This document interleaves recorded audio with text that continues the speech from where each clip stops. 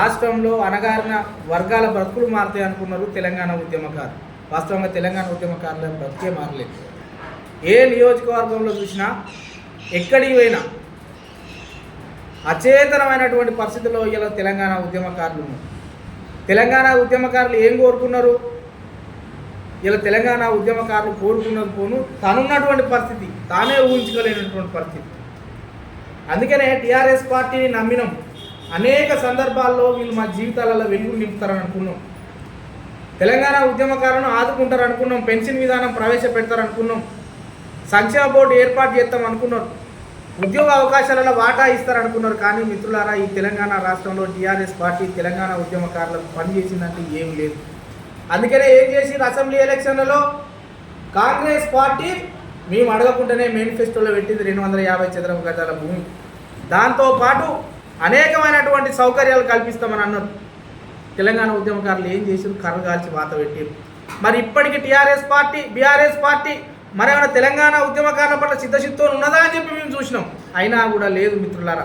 ఎప్పటికప్పుడు మోసం చేసే అటువంటి కపట నీతితోని మళ్ళొకసారి బయటకు వెళ్ళే అటువంటి పరిస్థితి. తెలంగాణ ఉద్యమకారులు ఆ సందర్భంలో రెచ్చగొట్టే అటువంటి ప్రసంగాలు బాల్కసుమ అన్నటువంటి వాళ్ళు కానీ ఇంకా విద్యార్థి నేతలుగా చెప్పుకున్నటువంటి అనేకమైనటువంటి ఉద్యమ నేతలు, విద్యార్థి నేతలు, యువ నేతలు అని చెప్పుకున్నటోళ్ళు ఆ రోజు అమాయకమైనటువంటి మా మిత్రులు, మా సోదరులు అగ్నితికి ఆహుతులైనటువంటి సందర్భాలు ఉన్నాయి ఇటువంటి మాటల వలన. మరి ఇప్పుడు మళ్ళీ ఈ రెచ్చగొట్టే ప్రసంగాలు మరి ఎవరిని చైతన్యపరచడానికి, ఎవరిని గద్దెనెక్కించేదానికి అని చెప్పి అలా తెలంగాణ ఉద్యమకారుల ఫోరం సమాజం అడుగుతాను. దానికి సూటిగా సమాధానం చెప్పాల్సినటువంటి అవసరం ఉన్నది. నిన్ను నమ్మినాం, నీ వెంబడి నడిచిన 14 సంవత్సరాలు మా భార్య, పిల్లలను, సోదరులను, మా కుటుంబాలు ఇచ్చిపెట్టి మేము నడిచినాం కదా, మాకేం న్యాయం చేయలేవు, మీ ప్రజలకు ఏం న్యాయం చేస్తావు అని చెప్పి తెలంగాణ ఉద్యమకారుల సమాజం అడుగుతుంది. ఒక్కొక్కసారి సిగ్గు అనిపిస్తుంది. 14 సంవత్సరాలు అని అంటే మా ఏదైతే విలువైన సమయాన్ని తెలంగాణ ఉద్యమంలో మేము పెట్టినాం కదా, కానీ కేసీఆర్ మా వైపు కూడా కన్నెత్తి కూడా చూడలేదు మిత్రులారు. అందుకే పార్లమెంట్ ఎలక్షన్లలో అంటే వీళ్ళు అనుకుంటారు ఒక ఉద్యమకారుల పాత్ర ఏమున్నది తెలంగాణ రాష్ట్రం వచ్చిన తర్వాత అని అనుకుంటారు. కానీ అసెంబ్లీ ఎన్నికల్లో మీరు ప్రత్యక్షంగా చూసిర్రు.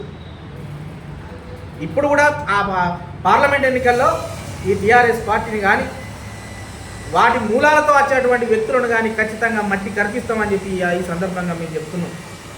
ఏదేమైనప్పటికీ ఈ రాష్ట్రంలో విద్యార్థులే కానీ, యువకులే కానీ, ఉద్యోగులే కానీ, కార్మికులే కానీ, కర్షకులే కానీ, దగాబడ్డ కళాకారులే కానీ ఈ టీఆర్ఎస్ పార్టీని బొందబెడితేనే ఈ సమాజం బాగుపడుతుందని చెప్పి అనుకున్నారు, బొందబెట్టారు.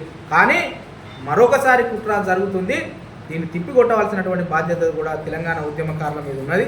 ఎందుకంటే రాష్ట్ర సాధకులుగా, తెలంగాణ కోసం అన్ని తెదంచిన వ్యక్తులుగా ఇలా చైతన్యవంతం చేయాల్సినటువంటి అవసరం ఉన్నది. కాబట్టి ఈరోజు హుజరాబాద్ నియోజకవర్గ కేంద్రంగా తెలంగాణ ఉద్యమకారుల సమావేశం జరిగింది.